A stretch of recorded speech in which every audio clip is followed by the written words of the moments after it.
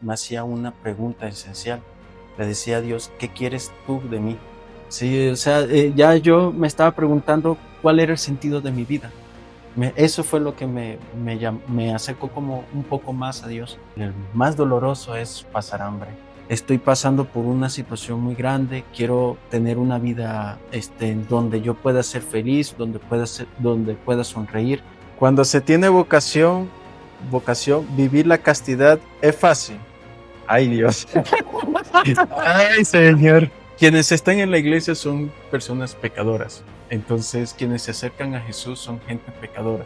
Yo no tenía ni pensado por acá, ni ser sacerdote, ni ser religioso, nada por el estilo.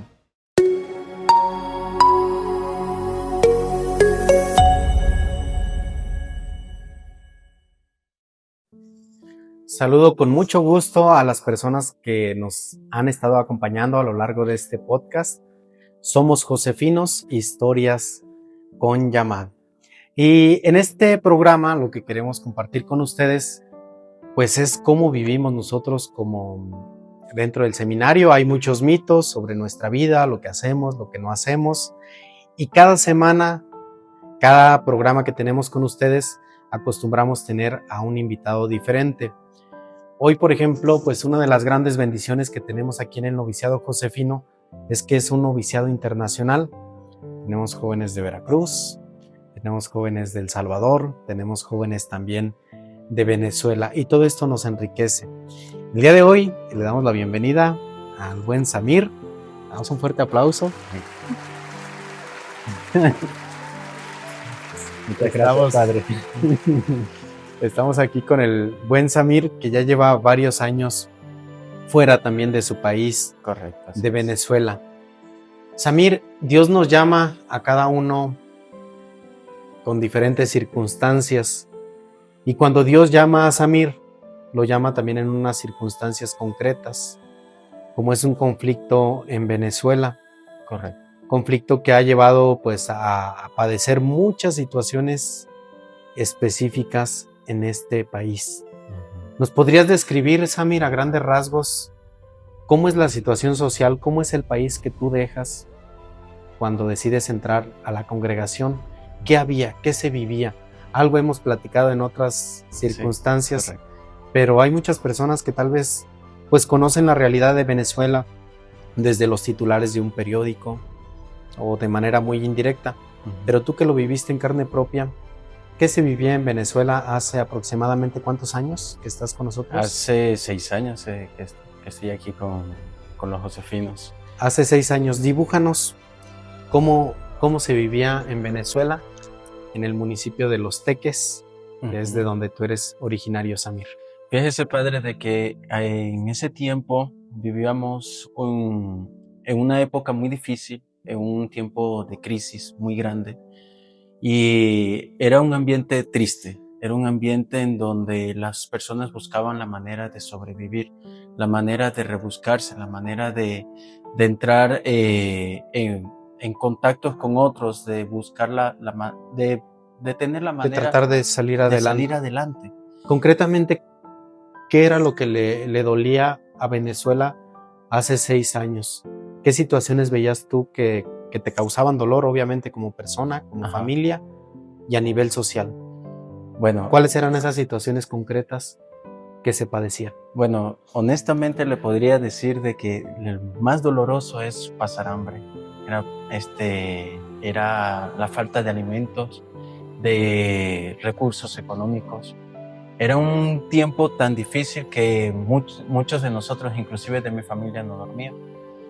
Pasábamos días sin comer, a veces una vez al día comíamos, y eran momentos muy duros para nosotros porque había un nivel había un nivel muy grande de desnutrición en muchas personas también. Y yo cuando entré al seminario también padecía lo mismo, un nivel de desnutrición muy grande. y la verdad no percibía ni percataba el físico que tenía anteriormente, o sea, como yo estoy ahorita. Sí, ya. Y Es así, modelos. entonces, la verdad, sí fueron tiempos muy difíciles porque inclusive hasta mi mamá ni siquiera podía comer, no se conseguía medicamentos. Los mercados estaban cerrados, habían largas filas kilométricas para conseguir un alimento y solamente el alimento estaba muy racionado. Proporcionado, me imagino, por el gobierno. Así es. En muchas tiendas también, porque inclusive en ese tiempo se conocía al hombre bachaquero. El bachaquero allá son las hormigas grandotas, que son las hormigas rojas. ¿Las que tienen alas? No. Son solamente las mujeres, las cabezonas. ¿Cómo? Bachaqueros. Bachaqueros. Son aquellas personas que acaparan comida o buscan recursos y la revenden. La revenden pero a un precio mayor. Entonces, esas son personas que estafan a otras. Entonces se les llama bachaqueros. Eran tiempos de bachaqueros y eran tiempos en donde las personas buscaban la manera de sobrevivir.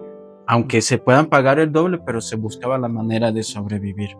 Entonces eran como por así decir, bachaqueros de barrio que conseguían productos donde uno no conseguía, pero ellos los conseguían a un precio exacto, pero ellos los revendían a otro precio que era como que casi imposible comprar. Parte de la misma corrupción, ¿no? Correcto. Delante de toda esta situación de hambre y de carencias de medicamentos, sí, de todo esto que se está viviendo, siempre hay personas que buscan la manera de lucrar, sí, incluso con el dolor de las personas, y si estás pasando por dificultades, pues sacaban provecho también. Correcto, también de esto, ¿no? Sí. Esto es lo que se vive en Venezuela hace 6 años, Samir, estamos hablando, sí, del 2020. Del 2020, correcto. Aproximadamente. Sí. Y en medio de toda esta situación complicada, no solamente pues de tu familia, sino que es algo que se está viviendo, sí, en todo el país. ¿Cómo es que Samir descubre en medio de toda esta situación que Dios lo llama? ¿Cómo lo interpretas? La voz de Dios nunca es clara. Siempre, sí, es correcto, pues como son balbuceos, ¿no? En medio de lo que uno vive. Y tú consideras que en estas circunstancias históricas, sociales y políticas que vivías, consideras que Dios te llama. ¿Por qué, Samir? Fíjese, padre, de que Dios me llamó en una situación como muy difícil, como que fue extraño también, pero también fue porque yo me hacía una pregunta esencial. Le decía a Dios, ¿qué quieres tú de mí? ¿Qué quieres que yo haga? ¿Qué quieres de mi vida? Porque yo después estaba pasando por una etapa muy difícil. Estaba en la Universidad Central de Venezuela. ¿Qué estudiabas? Educación en la mención de recursos humanos. Yo estudiaba, ya estaba en el 4º año de la carrera, ya casi estaba por graduarme, ya estaba por hacer la tesis, pero debido a la situación no pude terminar. Mi mamá cayó en un cuadro grave de salud, y no tuve otra opción que poder de cuidarla. Mi sobrina estaba pequeña, muy pequeña, no había nadie quien la cuidara. Digamos, estás en una disyuntiva. Sí. Por un lado estás ya en la parte final de la carrera, sí, de educación, pero al mismo tiempo mamá enferma. Así es. Entonces tienes que tomar una opción. O sigues adelante con tus estudios y eres indiferente a la situación de enfermedad de tu mamá, o dejas todo lo que ya se había logrado y alcanzado acá. Así es. Por atender a mamá. Ahora también hay que decirlo que mientras tú estás estudiando, pues la situación es la misma, ¿no, Samir?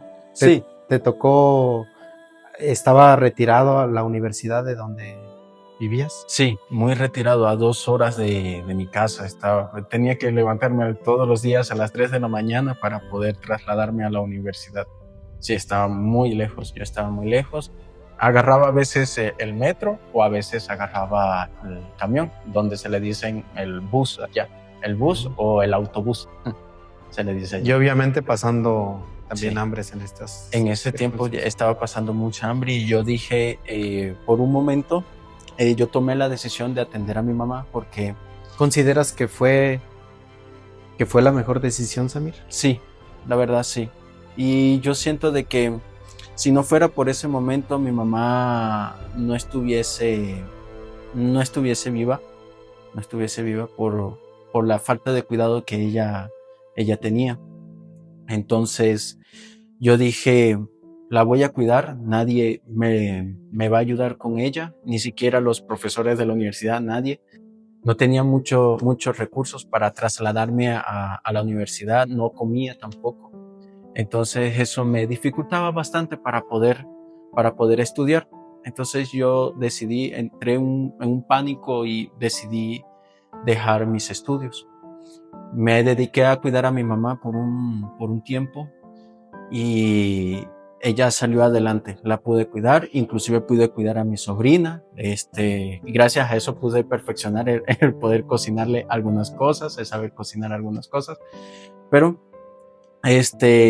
ella pudo recuperarse, se pudo levantar y pudo hacer lo que tenía que hacer. Pero ahí es donde entra una cosa muy graciosa con Dios. Porque cuando yo dejo la universidad, yo me voy a algún grupo de oración, que es donde está el convento de las hermanas Agustinas Recoletas. Se encuentran ahí mismo en Los Teques, por el Tambor, recuerdo yo, sí, por el Tambor. En ese convento nosotros íbamos, mi mamá, unos amigos de oración y yo íbamos ahí con frecuencia a las misas, adoraciones, hacíamos bailes, o sea, era muy bonito, era muy bonito. Podríamos decir, Samir, entonces están viviendo la situación de enfermedad de tu mamá, acabas de dejar la universidad, pero también está en esa necesidad de tratar de encontrar en qué apoyarte en ese momento, más Sí. que en quién apoyarte, ¿no? De decir religiosamente yo cómo afronto todas estas adversidades que se están viviendo y podríamos decir como familia, dicen esto que padecemos hoy por hoy, las adversidades, las vamos a vivir de la mano de Dios y esto Correcto. los dirige a este templo donde tienen, pues también podríamos decir, espiritualmente encuentran apoyo. A nosotros espiritualmente la encontramos ahí. Pero claro, la situación continuaba. Buscábamos de otras maneras el apoyo, ya sea económico, ya sea alimenticio. La situación seguía mucho más difícil, seguía así. Pero nosotros no nos rendíamos, o sea, tratábamos de levantarnos cada día, porque sí, eran momentos duros, sí recuerdo muy bien, eran momentos muy duros. Y después de eso, un día, le puedo dar este testimonio, un día que le hago la pregunta a Dios en la asamblea, Dios, ¿qué quieres tú de mí? Porque ahí habían expuesto al Santísimo, muy, muy lindo. Y yo en ese momento le digo a Dios, en serio, ¿qué quieres tú de mí? Ya estoy pasando por una situación muy grande, quiero tener una vida donde yo pueda ser feliz, donde pueda sonreír, quiero santidad, quiero ser santo. Dime, ¿qué quieres que haga? ¿Qué quieres que haga? Un Entonces, muchacho que está buscando su camino. sí, o sea, ya yo me estaba preguntando cuál era el sentido de mi vida. Eso fue lo que me acercó como un poco más a Dios. ¿Qué sentido tiene mi vida? Y me empezaba a preguntar eso. Después de la asamblea, de la celebración, ya empecé a preguntarme eso, como que fuera como una espinita. ¿Y qué sentido? ¿Qué sentido? ¿Qué quiero? ¿Qué quiero? ¿Qué quiero? Hasta que un día un padre me dice, tú tienes vocación. Yo, padre, ¿de dónde? ¿De dónde? Porque en realidad, yo no tenía ni pensado por acá, ni ser sacerdote, ni ser religioso, nada por el estilo.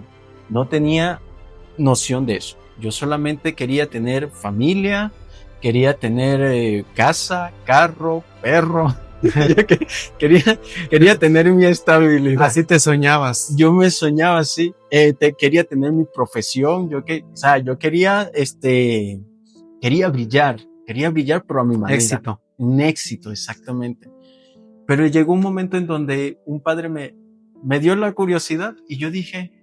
Llega y te apunta y te dice, tú tienes vocación. Sí, me dice así, pero de repentinamente me dice, tú tienes vocación. Y siembra una duda en Samir, ese momento, no sé, digo, antes tenías como tus posibilidades bien claras, ¿no? Tus opciones.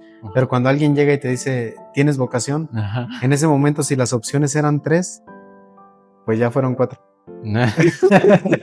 Correcto, así es. Entonces cuando el padre me dijo eso, yo entré como que en esa duda y yo decía, ¿y por qué me dijo esto el padre?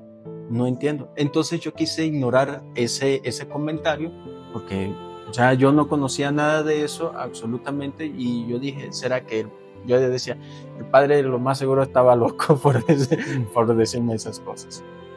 Entonces... pero te hizo ruido la pregunta y te hizo eco. Sí, me hizo eco, pero ya después de que le apagué esa duda, como que volvió otra vez, pero esta vez fue con un sacerdote distinto. Fue un sacerdote distinto. Me dice, tú tienes vocación, inténtalo. ¿Por qué no entras al seminario? Inténtalo. Yo, no, padre, no quiero, no quiero ya. ¿Qué tal si me gusta? ¿Qué tal si me gusta? Pero la verdad, yo tenía como que ese temor. Yo decía, no quiero abandonar esto, o sea, quiero seguir con esto porque no conozco ese estilo de vida, me da miedo, no quiero verme así, pues. Bueno, ya el tercer momento, que recuerdo muy bien, fue en las Almas Consagradas, en un santuario que se encuentra en Carrizal. Ahí es donde se me acerca otro padre y me dice, ¿por qué no intentas otra vez por qué no intentas tú entrar al seminario? Y yo ahí es donde yo digo, no, hay algo aquí que no me cuadra, hay algo aquí, ya me da miedo. Y desde ese momento, sí, me empecé a preguntar, ¿será que esto es lo que quiere Dios de mí? ¿Será que puedo entrar al seminario? Bueno, es que claro, lo escuchas una vez y te suena a broma, ¿no? Que alguien te diga, dices, pues te causa risa. Te lo dice una segunda persona que ve algo en ti para entrar al seminario y ya aquello ya no te da tanta risa. Ajá. Dices tú, pues ¿qué tengo en la cara, no? ¿Dónde está la S de seminarista? Ajá. Y te hace ruido, pero ya es una tercera persona. Entonces yo creo que llega el momento, es como la gota que cae en la piedra, ¿no? Así llega el momento en que la piedra pues termina cediendo. Incluso bíblicamente hay muchos textos, ¿no? Es la historia de Samuel, cuando 3 veces Dios le dice Samuel. Ajá, correcto. Hasta la tercera vez Samuel dice, pensaba que era Elí el que le estaba hablando, hasta que dice, no es Elí, es Dios mismo el que me está hablando, y dice, habla Señor, que tu siervo escucha. Que tu siervo escucha. Y ahí fue donde comenzó otra historia. Así es. Diferente. Bien, Samir, entonces fueron 3 personas y yo me imagino que así como se te presenta en un momento tu dilema de decir continúo con la carrera o cuido a mi mamá y optas por el cuidado de tu mamá, que pues también habla del corazón que tienes, ¿no? A pesar de que tenías grandes sueños y proyectos, dices pues cuido a mi mamá. Pero viene otro dilema fuerte, que es decir, ¿voy a estar al cuidado, al pendiente de mi mamá? ¿O voy a atender este llamado que Dios me está haciendo? Porque ya son 3 personas. Entonces vuelves a poner la situación en la balanza. En la primera disyuntiva, pones la carrera y pones a mamá. Y dices, pues mamá pesa más que la carrera y yo opto por ella. Pero ahora tienes un llamado vocacional de un lado y tienes a una mamá enferma. Correcto. ¿Cómo se resuelve este dilema, Samir? Fíjese, padre, que ese dilema es como que lo podría decir algo cómico, porque ya en el momento que mi mamá ya se recuperó, yo le dije, bueno, madre, ya estás de pie, ya estás buena, así que vaya, eche para adelante porque yo también necesito atender mis asuntos. La verdad, mi mamá siempre ha estado al pendiente de nosotros. La cuestión es de que ella decía, haz lo necesario, lo que tengas que hacer, no te preocupes por mí porque ya hiciste mucho por mí. Ahora me toca a mí moverme a hacer lo que tenga que hacer. Entonces creo que hubo esa consideración de mi mamá y mi mamá quería que yo regresara a la universidad, pero como la situación existía todavía, la situación de crisis existía, entonces se me dificultaba volver a la universidad. Entonces en ese caso no pude regresar. Quería regresar, pero no pude. Bueno, en ese momento en ese lapso, como recibí ese llamado de los padres, estaba como que en esa duda. Tardé como un año, un tiempo. De resistencias todavía. De resistencia. Estaba en total resistencia.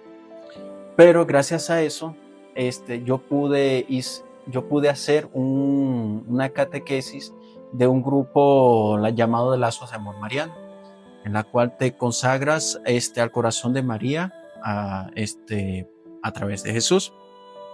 Entonces, con eso yo pude conocer a Jesús a través de ese movimiento. Y ahí es donde como que me nació ese amor como que de Rosario, de María, de muchas cosas. Y me despertó muchas cosas, pero de sacerdocio, jamás. Bueno, ya en ese lapso que hice la consagración, porque eran 9 meses, como ya 9 meses de que estás en el vientre de la madre, me explicaron de una manera teológica, estás en el vientre de la madre y mientras te estás formando, ahí es donde vuelves a nacer, tratas de volver a nacer, y por eso es de que te otorgan una medalla, o sea, porque te consagras un día específico de una advocación mariana. Yo me consagré en un 13 de mayo, en ese tiempo. Yo no sé, Samir, si Dios sabrá jugar ajedrez, yo me imagino que sí, ¿verdad? Yo creo que sí, yo creo que sí. Pero así como lo platicas, pues va moviendo una pieza, va moviendo otra pieza, de modo que que te va como marcando ante toda la pluralidad de opciones que tienes. Al final te queda solamente como un camino y decir, Señor, ya te dije muchas veces que no, pero pues eres tan insistente que uno termina dando el brazo a torcer. Y algo que quiero remarcar mucho aquí, sobre todo para las mamás que tienen hijos con inquietud vocacional, es interesante la manera como la mamá de Samir en su enfermedad afronta esta situación. Le dice, hijo, tú busca tu camino. Hay cosas que yo tengo que resolver. Tú busca tu camino, porque yo ya viví mi vida, yo tomé las decisiones que quise tomar y es momento de que tú tomes el tuyo. Porque no es extraño para las personas que nos ven que a veces los papás quieran introyectar sus sueños a los hijos. Que el papá que fue médico es que tú tienes que quedarte con el consultorio, o el que fue abogado y tiene el despacho de abogados, tú tienes que continuar adelante, y terminan haciendo un infierno de vida con la vida de sus hijos, y dicen en teoría que son a quienes más aman, pero terminan fregándoles la vida también, porque introyectan en ellos los sueños que son de ustedes. Entonces ojalá que todos fueran como tu mamá y decir lo que tú decidas, hijo. A lo mejor ella pensaba que ibas a continuar con la carrera y dijiste, bueno, pues me diste rienda suelta, pues yo opto por la vida del seminario. Solamente una probadita de lo que hoy Samir nos comparte. Tenemos una sección, Samir, que es muy esperada también en el programa. Yo sé que muchos se quedaron ahí con las palomitas en casa, se quedaron, pues como decimos aquí en México, picados con la historia. Es solamente una parte lo que se logra compartir, pero tenemos una sección también en este programa que se llama Mito o Realidad, y yo tengo aquí unas preguntas algo picantes, pero que a la gente siempre les genera como expectativas saber lo que les vamos a preguntar y cómo lo van a responder. Lo primero que vas a hacer es tomar una de estas preguntas, me vas a decir si es un mito o si es una verdad. Y después me vas a explicar por qué es una cosa o es otra. Ok. ¿Jugamos o no jugamos? Juguemos, apostemos. Ya estamos aquí. Ya estamos aquí. Ya estamos aquí. Dale. Ok. Ay, bendito Dios. No, a ver. Ay, bendito Dios. A ver, cuando se tiene vocación, vivir la castidad es fácil. Ay, Dios. Ay, Señor. Ay, Dios. A ver, agárrense, porque aquí va a estar La interesante. castidad. Cuando se tiene vocación, Samir, Ujú. ¿es fácil vivir la castidad o no? A ver, bueno, la primera hay que decir si es mito o verdad. O sea, ¿Es mito o verdad? Ok, es verdad, es verdad. ¿Por qué? Bueno, primero, la castidad, bueno, primeramente la castidad no es tan fácil de manejar, ¿va? No es tan fácil.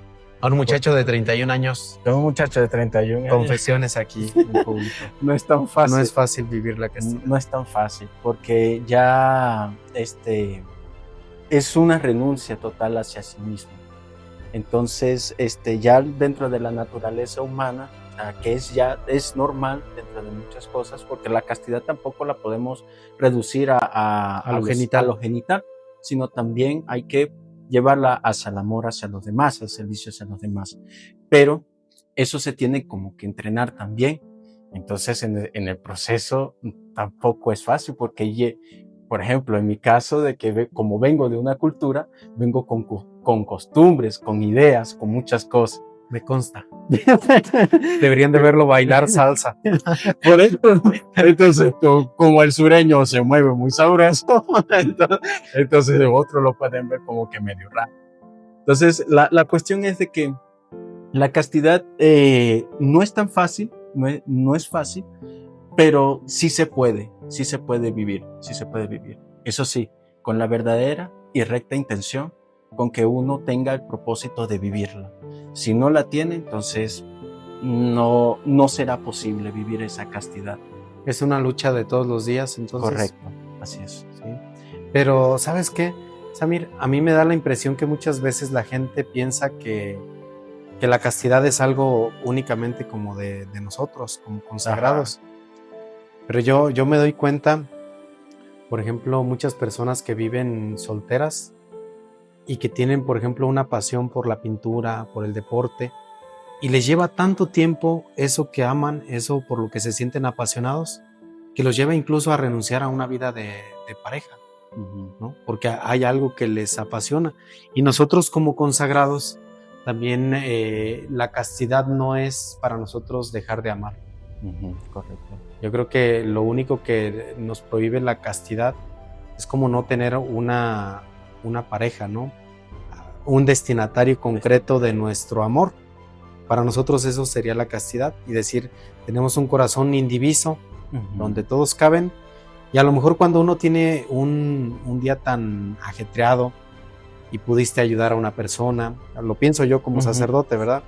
Cuando fuiste a ungir al enfermo de la clínica 14, cuando celebraste una misa de funeral, cuando le diste la bienvenida a alguien que bautizaste en el día, correcto, cuando pudiste escuchar a una persona en dirección espiritual y llegó y te abrió todo su mundo interior.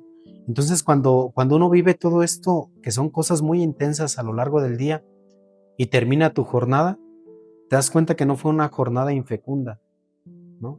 Dices tú, yo me sentí humanamente, me sentí pleno, me sentí que me entregué en cada uno de esos momentos que viví, me entregué a estas personas con todo lo que soy, y hubo momentos en que tuve que casi que soltar las lágrimas, y hubo momentos en que me alegré por alguien que entraba a la comunidad católica, ¿no? Claro. Entonces todo esto es sinónimo también de fecundidad. Así probablemente es. No hay una vida, por así decirlo, la parte genital pues no está presente, ¿no? Como del encuentro con otra persona, pero a nivel de fecundidad uno se siente pleno también cuando termina su día. Así ya ando es. ahí de metiche, ¿verdad? Pues sí. Y iba a soltar la lágrima también. Pero a propósito de esta pregunta, Samir, bien, segunda pregunta. Esta está más complicada. Esas son de las, sí, claro, son de las sencillitas. Por supuesto. Son de las sencillitas, pero que lo escribió. Ay, Dios. No te pongas rojo, que todavía no la Ay, Dios. Ay, Dios. A ver, este está interesante. Solo entran al seminario quienes han llevado una vida santa y perfecta. Este es mío. Este es mi hito. Porque si fuera así, yo no estuviese aquí. Ya. Entremos en detalles. Pues sí, o sea, es que aquí la iglesia, a ver, quienes están en la iglesia son personas pecadoras. Entonces, quienes se acercan a Jesús son gente pecadoras. Y yo siempre me hago recuerdo aquel pasaje bíblico que Jesús dice: yo no vengo por los sanos, yo vengo por los enfermos, por quienes están enfermos. Entonces, eso a mí me resuena mucho porque yo digo, de tantos errores que yo tuve en ese momento que cuando conocí a Jesús por primera vez, me sentía totalmente indigno, me sentía avergonzado, me sentía como, no lo sé, yo decía cómo le pude haber hecho esto a alguien, ofender a alguien tan bueno, tan bondadoso. Y algo que me llamó la atención es que no te preocupes, estás conmigo, yo te acojo, tienes misericordia de mí. Entonces, como decir, me acerco ante Jesús, ante un enfermo como yo, me acerco ante Jesús y me llama a mí me llamó diciéndome Samir, por mi nombre, Samir. Pero yo tengo este defecto, padre, yo tengo esto, yo tengo lo otro, ¿por qué yo tengo que ir al seminario? ¿Por qué yo tengo que hacer esto? Yo te llamo por tu nombre, o sea, no te llamo por tus errores, yo te llamo a ti, Es que eso es fundamental, Samir. Jesús nunca llama a las personas por su pecado, por sus errores. Nos llama por su nombre. Para Dios todos nosotros tenemos un nombre y nos llama por el nombre. A veces coloquialmente nosotros decimos, ahí vive el ratero, allá vive la loca, allá vive el chismoso, ¿no? Es un modo habitual que nosotros tenemos de dirigirnos, pero tú sentiste que Dios no te llamaba por tus errores, que a lo mejor eran poquitos. No vamos a entrar en detalles, no. Pues, pero ahí con los errores que Samir cometió, tú sientes también ese abrazo misericordioso de Dios que te dice, eres mi hijo y borrón y cuenta nueva. Entonces está esta experiencia, ¿no?, de sentirte perdonado también. Correcto. Por él. Hay una frase, todos los santos tienen su pasado. Hay que buscarle.